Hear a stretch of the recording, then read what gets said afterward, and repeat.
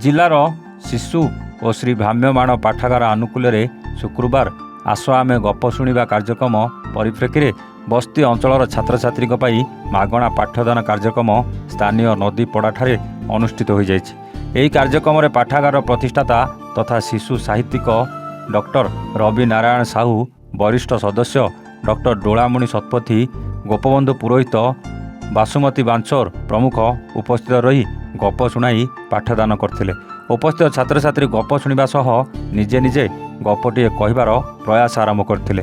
पाठागार वरिष्ठ उपदेष्टा अर्जुन सेठ कार्यक्रम को संयोजना और परिचालन अनुष्ठित यह कार्यक्रम में श्री सेठ निज तरफ छात्र छात्री पाठपढ़ार आग्रह सृष्टि उपस्थित समस्त छात्र छात्री ठंडा पानीय जोगाई।